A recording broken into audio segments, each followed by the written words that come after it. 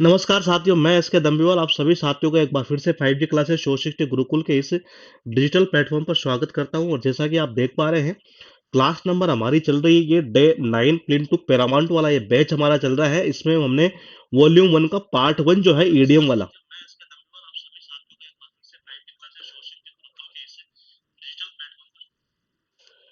Complete कर लिया है। और डे 2 जो है वो हम आज यहाँ से स्टार्ट करने जा रहे हैं। मतलब डे 2 का मतलब कि डे 9 सॉरी है। और पार्ट 2 जो है हमारा ये इसका ईडीएम फ्रेजेस का, जिसके अंदर 300 प्लस ईडीएम्स है। इससे पहले हम जितने ईडीएम थे 355 या 56 के आसपास पार्ट 1 के अंदर वो सारी सारी हम कंप्लीट कर चुके हैं। पीडीएफ भी अपलोड की जा चुकी है। और आज हम स्टार्ट करने जा रहे हैं इसी का पार्ट 2। यानी पार्ट 1 तो हमने कंप्लीट कर लिया है पूरा इसी कड़ी में। देखिएगा, ये जैसे हम कंप्लीट करेंगे इसके बाद हम वन वर्ड को फिनिश करेंगे। जितना जल्दी हो सकेगा उतना जल्दी है। तो फिलहाल देखिएगा आपके पास में यहाँ जो आज की पहली ईडीएम है वो कुछ इस तरीके से दिखाई दे रही है। अबव बॉडी है, जिसका अर्थ निकलता ऑनेस्ट एंड स्ट्रेट फॉरवर्ड, यानी कि ईमानदारी है। अब बोले कनेक्शन कैसे करें। देखो, सबको पता है, जैसे मैंने कहा हर स्टेट का एक बोर्ड होता है जी। ये जो पीसीएस का एग्जाम वगैरह लिया करता है एक तरह से। ये जैसे आरपीएससी है, यूपीएससी है, मतलब ऐसे काफी सारे बोर्ड है। हर स्टेट का अपना अपना बोर्ड है ये। देखो, अगर सपोज कीजिए बोर्ड के अंदर कोई घोटाला होता है कोई वैकेंसी के अंदर ही, तो हमें ऐसा लगता है पता नहीं, तो सारे मिले हुए होंगे। लेकिन बोर्ड से ऊपर जो बैठा है नहीं है, एबव यानी क्या होता है ऊपर। और बोर्ड का मतलब क्या होता है बोर्ड। ये यानी बोर्ड से जो ऊपर बैठे हैं कौन, जैसे हाई कोर्ट हुआ, सुप्रीम कोर्ट हुआ, वो सारे के सारे क्या होते हैं, वो तो ईमानदारी होते हैं। ये तो इसका अर्थ क्या निकलता है, ईमानदार। उसके बाद देखिए सेकेंड नंबर पर जो आप ईडीएम यहाँ देख रहे हैं वो कुछ इस तरीके से है कि एडम्स एलिए, जिसका अर्थ निकलता प्योर वाटर, यानी कि शुद्ध जल। ये बोले कनेक्शन कैसे करें। मैं बताऊंगा, पानी की जो बोतल आती है ना, ये उसी के ऊपर लिखा हुआ आता है ये एडम्स एलिए, जिसका अर्थ निकलता यही है भाई। जैसे मार्केट में आपने देखा होगा कि कई बार हम देखते हैं ना, जैसे कि बिस्लेरी का पानी है कि जी अच्छा आता है, प्योरीफाई वाटर आता है ये। तो ऐसे बिल्कुल प्योर जो वाटर है ना, ये शुद्ध जल, ये उसकी एक बोतल आया करती है और उसके ऊपर यही लिखा रहता है ये एडम्स एल। ये तो इसका अर्थ ही निकलता है प्योर वाटर ये। उसके बाद देखिए थर्ड नंबर के जो ईडीएम है, शायद मुझे ऐसा लगता है ये सबको याद हो जानी चाहिए, क्योंकि ये ईडीएम हमारी पार्ट 1 में भी आ चुकी है। Add and new feather in one's cap, जिसका अर्थ निकलता है to acquire a new honour और डिस्टिंक्शन, यानी कि कोई नया सम्मान प्राप्त करना या कोई नई उपलब्धि प्राप्त कर लेना। ये सपोज कीजिए पुलिस वाला है जी, ये इसने क्या किया, किसी अपराधी का एनकाउंटर कर दिया, यानी कोई नया एक तरह से। जब इसने एनकाउंटर किया तो इसका जब सम्मान किया गया ना एक तरह से, तो इसके क्या किया गया, जो पंख है ना ये, देखो ये न्यू का मतलब क्या होता है नया, फिदर का मतलब क्या होता है पंख। ये एक पंख नया और उसके ऐड हो गया। ये बोले किसके अंदर, बोले इसकी जो टोपी है ना ये इसके अंदर। ये इसका मतलब क्या हुआ, कोई नया सम्मान प्राप्त किया तभी तो इसने ऐड किया एक तरह से। पुलिस वालों ने, जो ऊपर बैठे लोग हैं एक तरह से, उन्होंने मतलब इसके टोपी में एक पंख और ऐड कर दिया, यानी कि कोई नया सम्मान प्राप्त करना है, कोई नई उपलब्धि प्राप्त करना है। उसके बाद जो ईडीएम आप देख रहे हैं यहाँ पर बहुत इंपॉर्टेंट है, बार बार रिपीट होती है, एड इंसल्ट टू इंजरी, जिसका अर्थ निकलता है to harm as well as humiliate, यानी जले पर क्या छिड़कना, नमक छिड़कना। ही अब बोले कनेक्शन कैसे करें। बोले जले पर नमक छिड़कने का मतलब क्या होता है, जैसे मतलब कि किसी को यूँ कह सकते हैं एक तरह, सपोज कि जैसे आप जा रहे हैं कहीं पर ये, और आपके घर वालों ने कहा, बोले बोले बेटा यार वहां मत जा यार, फालतू कोई लड़ाई झगड़ा हो जाएगा। अचानक क्या वहां लड़ाई झगड़ा हो गया, और उस दौरान आपके दो चार आपके भी चोटें आई होगी है। फिर जैसे घर में पता चला, घर वाले क्या बोले, नहीं बेटा और जा एक तरह से, यानी वो क्या छिड़क रहे, जले पर नमक छिड़कना। ऐसे होता नहीं है कई बार एक तरह से। ये घर हम कहते हैं, बोले नहीं पापा मुझे ये गाड़ी चलानी है, घर वाले कहते हैं बोले नहीं बेटा रहने दे, तेरी बस की बात नहीं है, फालतू में चोट लग जाएगी, फिर भी हम नहीं मानते हैं ये। तो मैंने कहा उस कंडीशन में देखो, ये इंसल्ट का मतलब क्या होता है जी, इंसल्ट का अर्थ निकलता है इंसल्ट। इंजरी का मतलब होता है चोट, यानी जब हमें चोट लग जाती है, ये हम गाड़ी चला रहे थे हमें चोट लगी, और फिर जैसे घर वालों को पता चलता है, घर वाले कहते हैं नहीं बेटा और चला गाड़ी, हाँ हाँ और चला गाड़ी है। तो हमारे ऐसा करके क्या करते हैं, वो इंसल्ट करते हैं एक तरह से ये। तो यानी कि चोट लग गई उसके बावजूद फिर इंसल्ट करना, इसी को बोलते हैं जले पर नमक छिड़कना ये।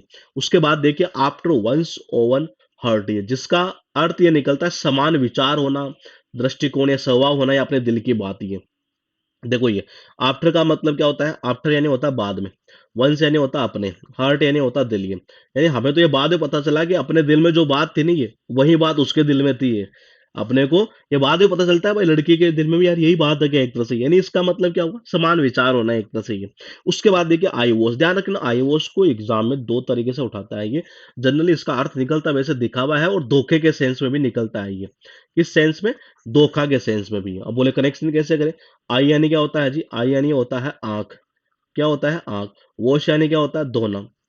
अगर सपोज करो आप पुलिस वालों की आंखों के सामने ही अगर किसी को दिखावा करते हो या ढोंग करते हो या धोखा देते हो, तो पुलिस वालों को जैसे पता चलता है ना ये, वो सबके सामने धो देते हैं उसको ये। तो इसका अर्थ यही निकलता है, दिखावा ये।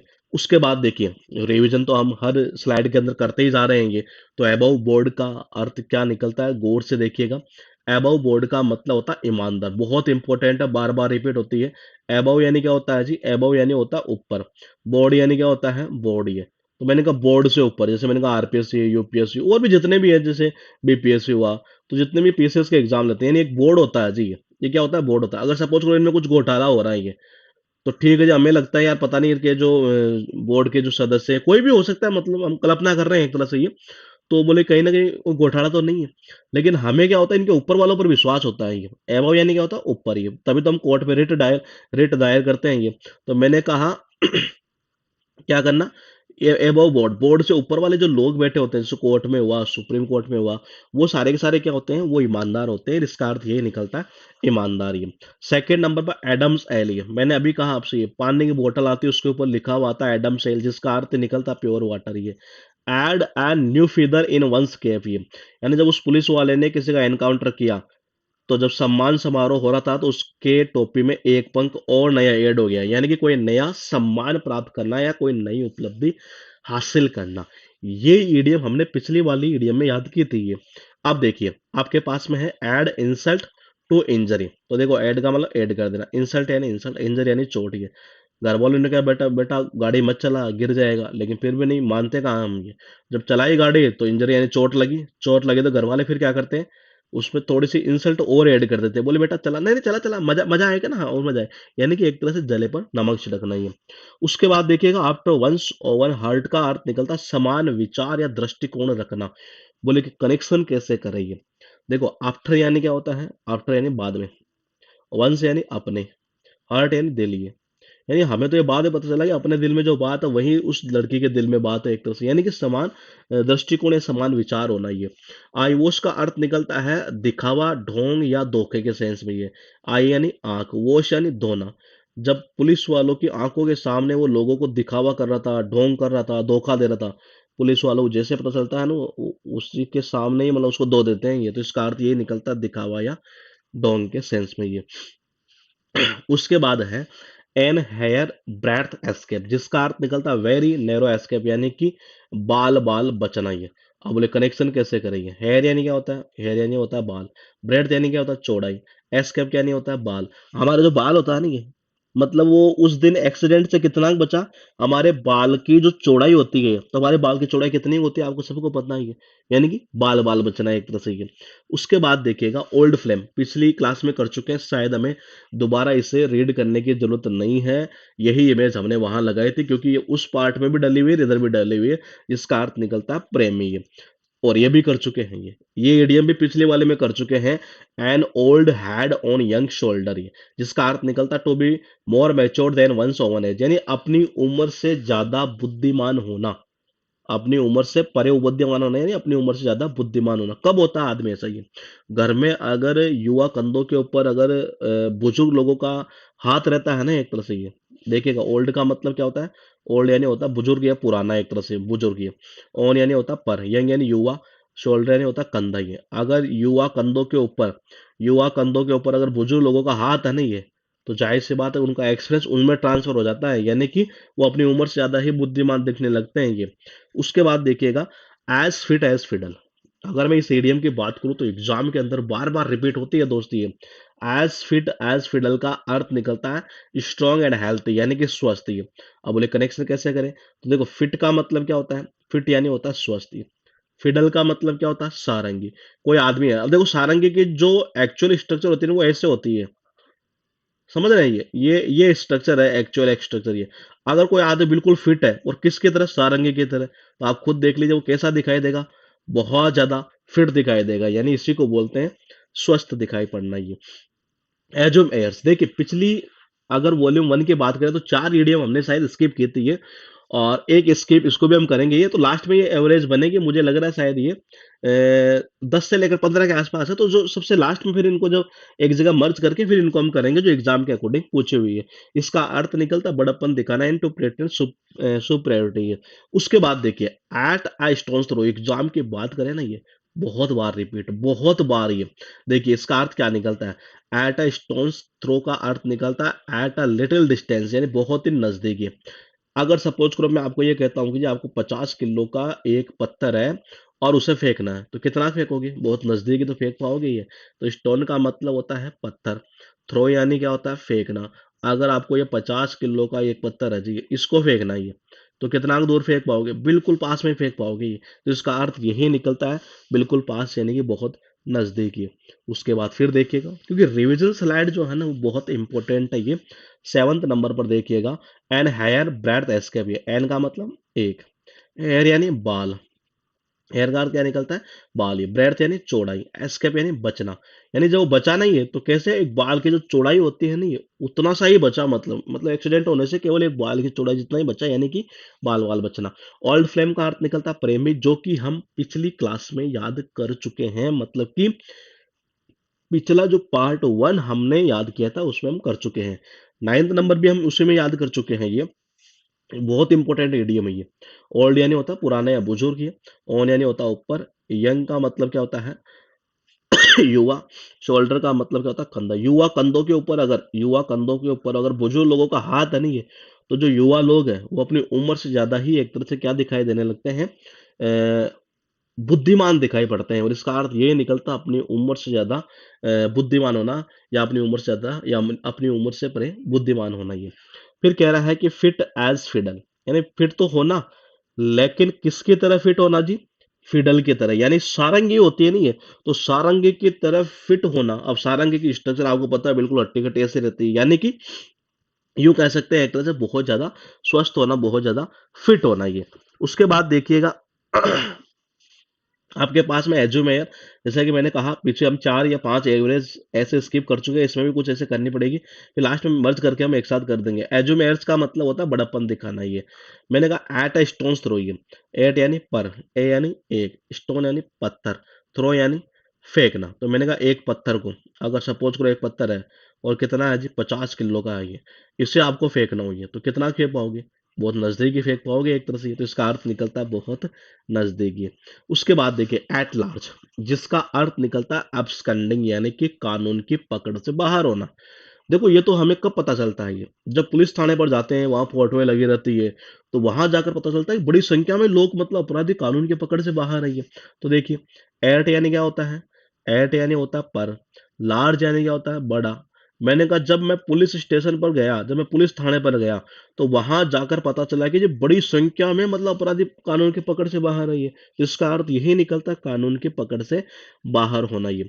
आप जो ईडीएम देख रहे हैं, इस ईडीएम को देखो बेनिफिट कहाँ कहाँ है ये। आपको सीधा एक तो क्वेश्चन ईडीएम का पूछता है, तो वहां फिल इन द ब्लैंक्स में से पूछा हुआ है, सेंटेंस इंप्रूवमेंट में ये आ चुकी है, क्लोज टेस्ट में ये पूछी जा चुकी है ये। इसका अर्थ निकलता है असहमत होना या झगड़ा कर लेना एक तरह से ये। इसका अर्थ क्या निकलता है? झगड़ा होना, या यूं कह सकते हैं एक तरह से ये असहमत होना ये। अब बोले कनेक्शन कैसे होगा? तो देखो जी लोग, तो लोग का मतलब होता है लोग। हेड यानी होता है सिर। ये आजकल लोग क्या करते हैं, छोटी छोटी बात के ऊपर ही एक तरह से क्या करते हैं, सिर बोल लेते हैं एक दूसरे का, यानी कि झगड़ा करना एक तरह से ये, या असहमत होना इस सेंस में ये। उसके बाद देखिए एग्जाम में आपके जो पास लिखी है ये एडीएम भी आ चुकी है। एट नोट का अर्थ निकलता है टू डिसरिगार्ड और treat as of no importance, यानी असम्मान करना ये। तो देखो एट का मतलब होता है पर, नोटी का मतलब होता है नोटी, और जो नोटी बच्चा होता है नहीं वो कहीं पर भी चले जाए हम एक तरह से, वो हमारा कभी सम्मान नहीं करता, यानी कि वो हमेशा क्या करता है? असम्मान ही करता है। तो इसका अर्थ निकलता है असम्मान करना। उसके बाद देखिए आपके पास में फिर एक बार यहाँ पर एक ईडियम है जिसका अर्थ निकलता है यानी at odds, in this agreement, यानी कि अनबन होना एक तरह से ये। अब मतलब लोगों में आपस में बनना नहीं है, एक तरह बनते नहीं हुई है। ऐसा कब होता है ये? जब विचारों में असमानताएं होती है नहीं है, तो वहां लोगों में कभी बनती नहीं है, हमेशा अनबन रहती है ये। तो देखो एट यानी पर, ऑड्स यानी असमानता, यानी जब लोगों के अंदर मतलब असमानता होती है ना, विचारों के अंदर जब असमानता होती है, जैसे दो व्यक्ति है, दोनों के विचारों में असमानता हमें यहाँ दिखाई दे रही है, तो इन दोनों में हमेशा क्या रहती है, अनबनी रहती है, कभी बनती ही नहीं है एक तरह से ये। उसके बाद देखिए बहुत इंपॉर्टेंट है, बार बार रिपीट होती है, ध्यान रखिएगा, बार बार रिपीट होती है ये, एट सी। अगर इसको ऐसे पूछता है, ध्यान रखिएगा, ऑल एट सी, तब भी इसका अर्थ यही निकलना, क्योंकि एग्जाम में पूछी हुई है। इसका अर्थ निकलता कंफ्यूज होना, परप्लेक्स्ड हो जाना, चकरा जाना एक तरह से ये। अब बोले कनेक्शन कैसे करें, देखिए एट यानी क्या होता है, पर। सी यानी क्या होता है, समुंदर। जब हम समुंदर पर जाते हैं, बीच पर जब जाते हैं, तो वहां समुद्र की लहरों को देख देख कर कई बार तो हम इतने कंफ्यूज हो जाते हैं, बोले यार ये लोग यहाँ कैसे घूमते हैं बीच पर, एक तरह से ये, तो इसका अर्थ यही निकलता है, कंफ्यूज हो जाना ये। उसके बाद देखिए at one's beck and call, क्या किसी को याद है, ये ईडीएम हम पिछली क्लास में याद कर चुके हैं ये, जिसका अर्थ निकलता है एट सर्विस, यानी आज्ञा में हाजिर रहना है एक तरह से ये। यानी कैसे किया था कि जो नौकर होता है ना ये, मालिक के एक इशारा करने या कॉल करने पर हाजिर हो ही जाता है ये। तो देखो बैक का ये मतलब क्या होता है, इशारा। कॉल का मतलब क्या होता है, कॉल। जो नौकर होता है ना ये, मूवी में हम देखते हैं मालिक जैसे फोन करता, कॉल करता है उसको, ये इशारा भी कर देना एक बार, ये बोले इधर आना, ये तो उसकी आज्ञा में वो हाजिर रहता है हमेशा ये। और इसका अर्थ यही निकलता है, आज्ञा में हाजिर रहना। बिना रिवीजन के कोई मतलब नहीं है दोस्त ये, तो देखिएगा एक बार ये आपके पास लिखी है एट लार्ज, ये एट यानी होता है पर, लार्ज यानी क्या होता है, बड़ी। यानी जब हम पुलिस थाने पर जाते हैं नहीं, तो वहां जाने पर यह पता चलता है कि बड़ी संख्या में अपराधी कानून की पकड़ से बाहर है ये। और इसका अर्थ ये निकलता है, कानून की पकड़ से बाहर होना। उसके बाद देखिए एट लॉगर हेड्स, ये जिसका अर्थ निकलता है झगड़ा होना या असहमत होना ये। तो देखो लोग का मतलब क्या होता है जी, लोग होता है। हेड का मतलब क्या होता है, सिर। आजकल लोग क्या करते हैं, देखो इसको ऐसे भी कर सकते हो, लोग यानी लोग। और इसको यहां से भी ऐसे निकाल सकते हैं, घर। यानी आजकल आपने घर पर देखा होगा, लोग क्या करते हैं, छोटी छोटी बातों पर सिर फोड़ लेते हैं ये, यानी कि झगड़ा करना, असहमत होना, इस सेंस में ये। नोटी जो लड़का होता है ना ये, कहीं पर भी चले जाओ आप ये, नोटी यानी क्या होता है, नोटी का मतलब होता है नोटी। और मैंने कहा एट का मतलब क्या होता है जी, एट का मतलब होता है पर। तो आप कहीं पर भी चले जाओ ये, नोटी लड़का हमेशा आपका असम्मान ही करता है ये। एट का मतलब होता है पर। ओड्स यानी होती है असमानता। जब लोगों के विचारों में असमानता हो, तो वहां हमेशा क्या रहती है, डिसएग्रीमेंट वाला मामला रहता है, यानी कि अनबन रहते हैं ये। मैंने कहा एट सी, एट यानी पर। सी यानी सागर या समुंदर। जब हम बीच पर जाते हैं ये, तो वहां सागर या समुद्र के लहरों को देख देख कर कई बार तो हम भी कंफ्यूज हो जाते हैं ये, परप्लेक्स हो जाते हैं, चकरा जाते हैं, बोले यार ये कैसे लोग यहाँ घूमते होंगे ये।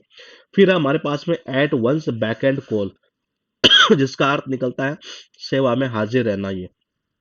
कनेक्शन कैसे करोगे ये, हमें पता है ये। अपने देखो वंस यानी होता है अपना, बैक यानी होता है इशारा, कॉल यानी कॉल, या अपने को सबको पता है ये कि जो नौकर होता है ना, मालिक एक इशारा है कॉल करने पर सीधा तुरंत आ जाता है, यानी कि सेवा में हाजिर रहना ये।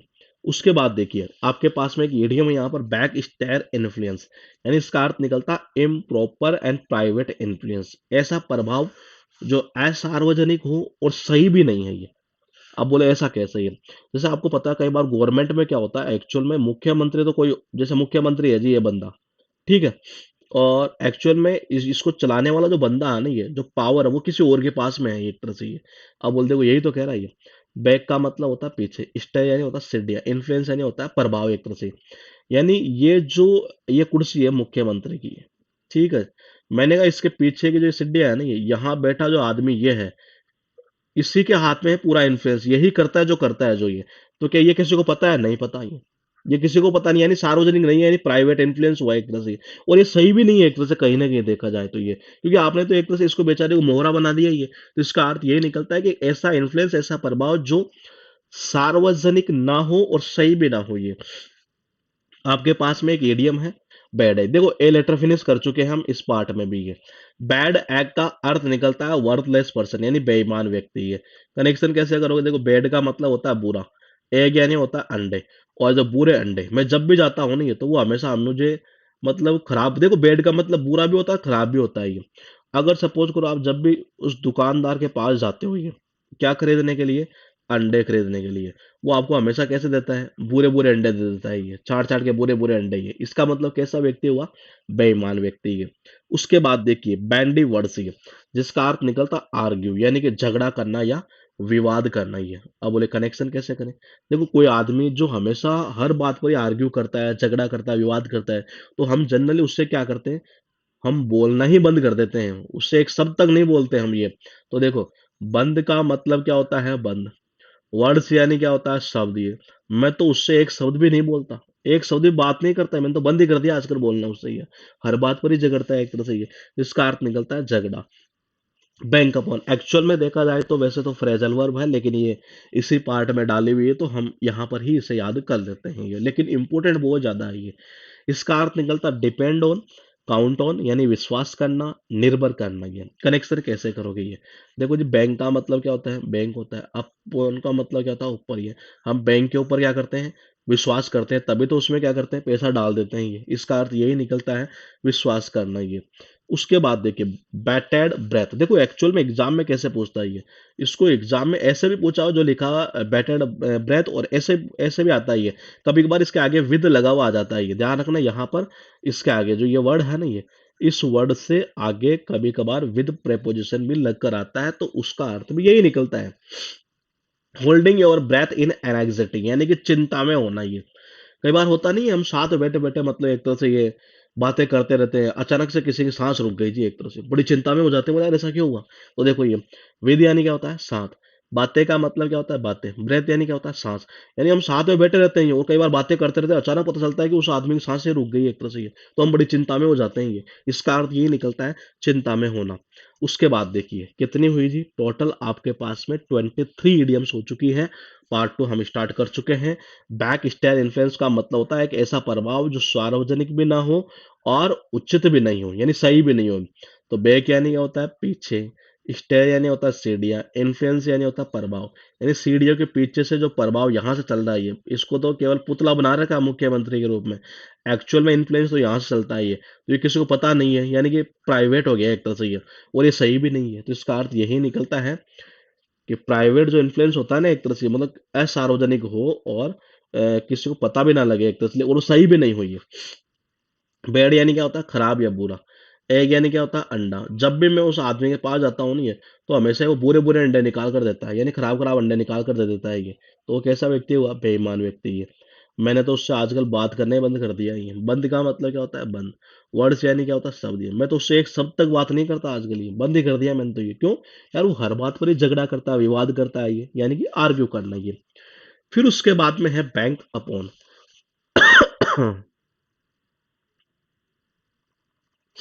फिर कौन सा है? बैंक अपॉन, ये जिसका अर्थ निकलता है विश्वास करना।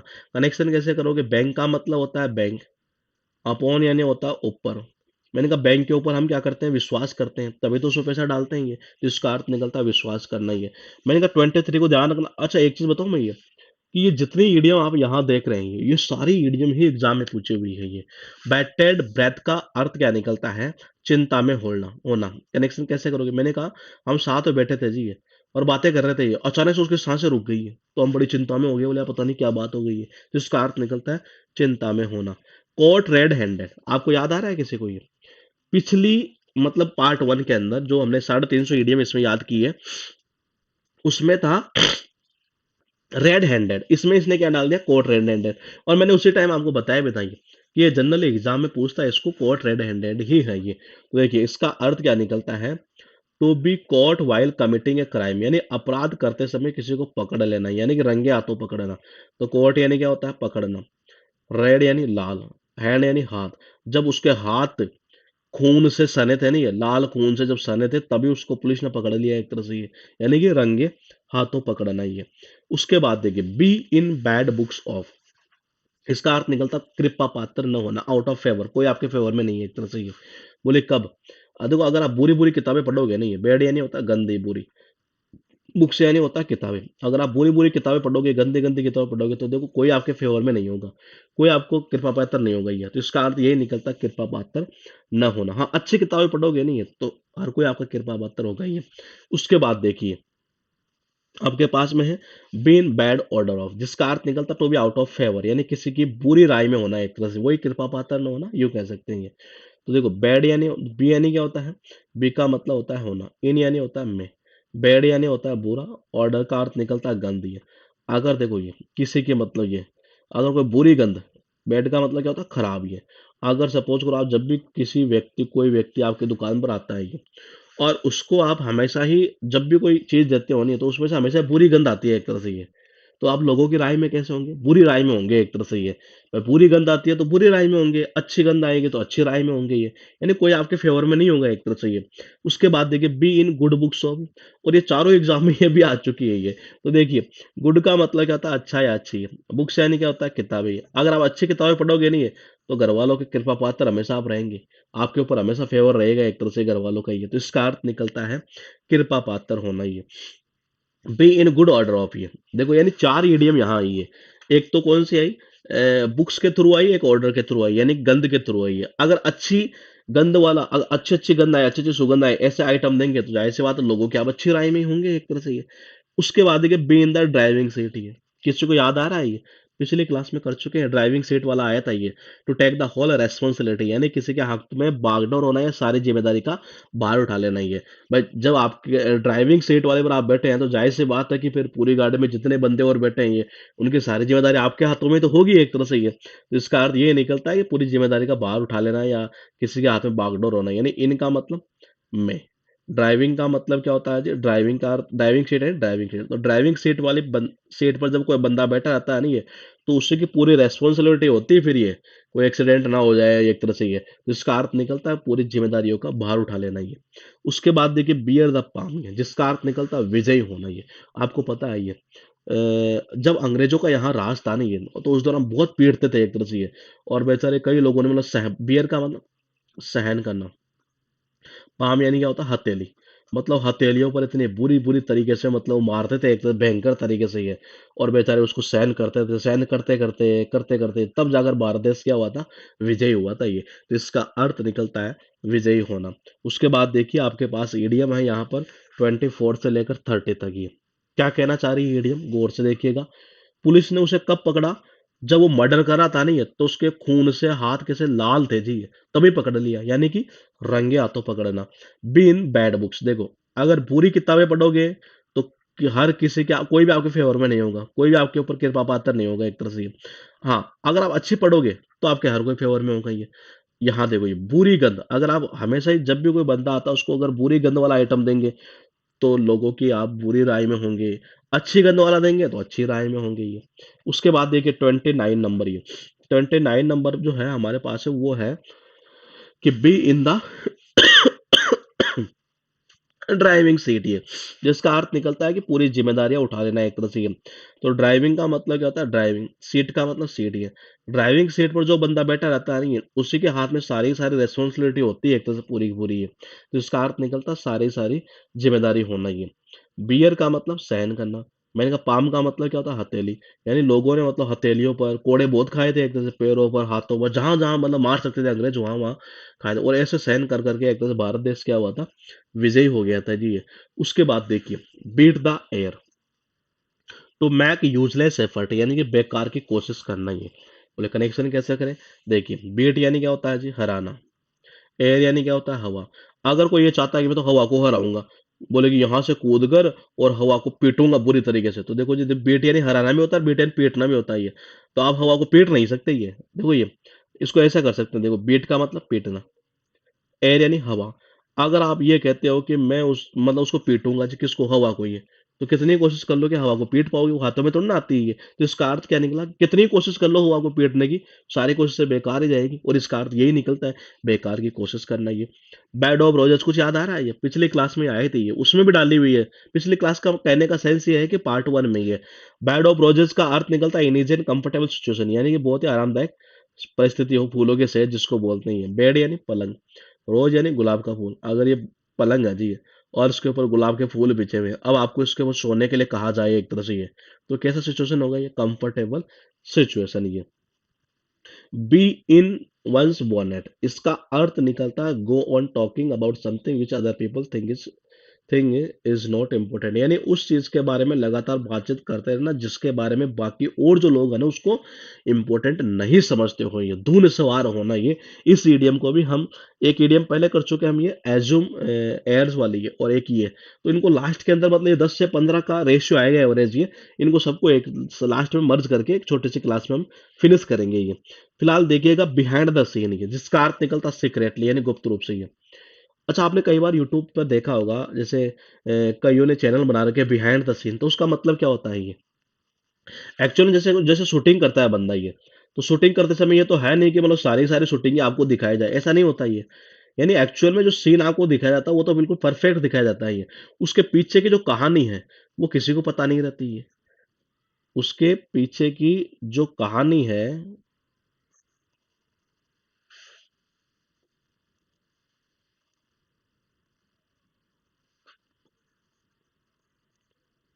हाँ, उसके पीछे की जो कहानी है, बिहाइंड का मतलब क्या होता है?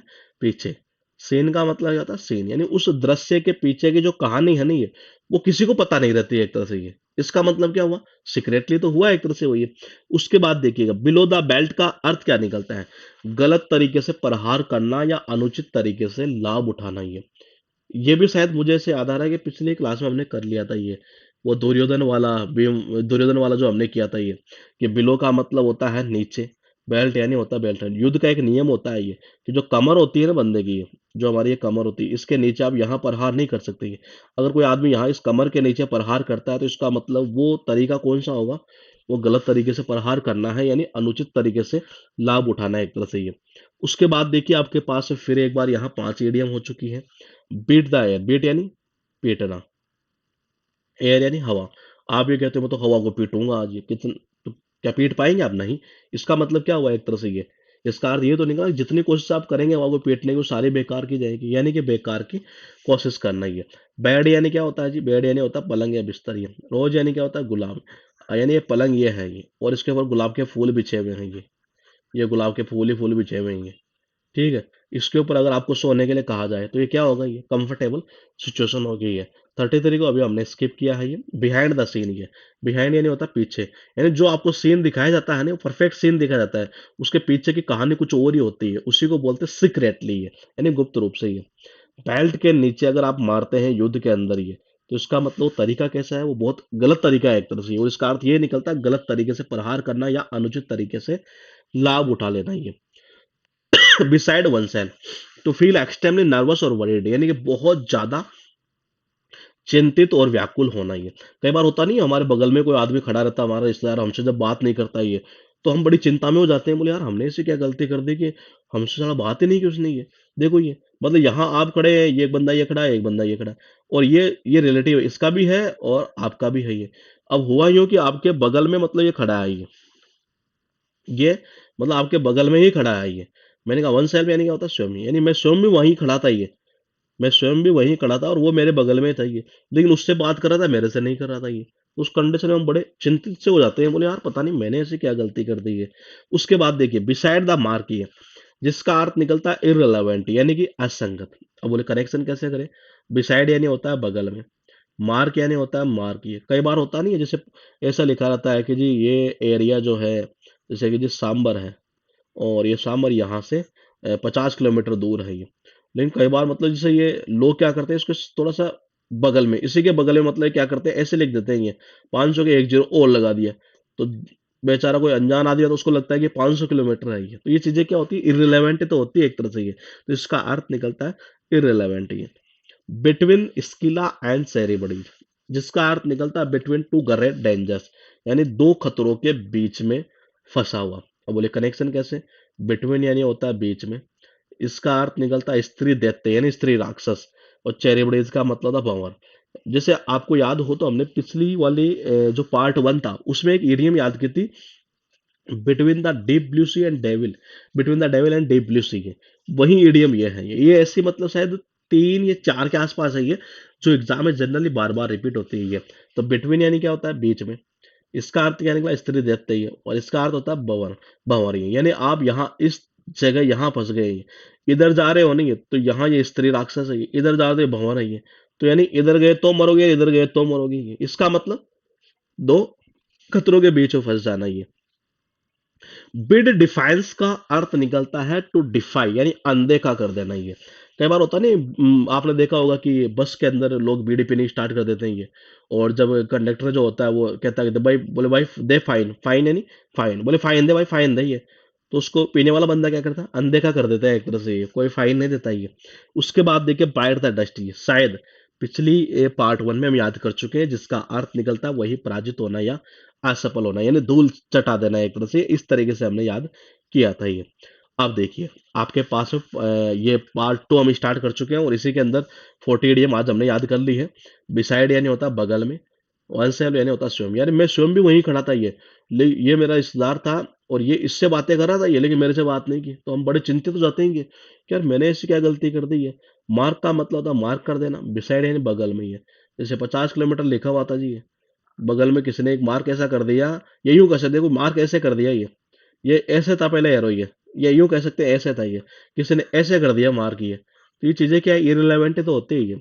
बिटवीन यानी होता है बीच में, स्त्री दैत्य यानी स्त्री राक्षस, सेरेब्रिज का अर्थ निकलता है एक तरह से क्या, भंवर। अगर आप यहाँ बीच में फंस गए, ये इधर तो भंवर है, इधर गए तो मरे, इधर गए तो मरे, स्त्री दैत्य इधर ये, यानी दो खतरों के बीच में फंस जाना, ये इधर कुआर उधर खाई है। बीड़ी, मैंने कहा दे, और फाइन, बीड़ी पी रहा है बंदा बस के अंदर, रोडवेज के अंदर, जैसे कनेक्टर है बोले भाई फाइन है, फाइन लगेगा ये, तो उसको क्या करता है वो अनदेखा कर देता है, ये कोई फाइन नहीं देता ये। बाइट द डस्ट का मतलब क्या होता है, इसका अर्थ निकलता है सीधी सी भाषा में अगर हम बात करें तो बोले कि पराजित करना या असफल होना, यानी कि बाइट यानी काटना, डस्ट यानी धूल, यानी उसको इस तरीके से काटा उस जानवर ने कि उसको धूल ही चटा दी है, इसका मतलब पराजित होना ये। तो ये थी हमारी पार्ट वन आज की है, जिसके अंदर हमारी मतलब पार्ट टू की एडियम, जो एडियम है ना वो दो पार्ट में दी हुई है इस बुक के अंदर ये। तो पार्ट टू की 40 एडियम आज हम याद कर चुके हैं, इससे पहले की पीडीएफ भी अपलोड की जा चुकी है, और ये भी कर दी जाएगी कल तक ये। तो मिलेंगे हम आपसे कल इसी टाइम।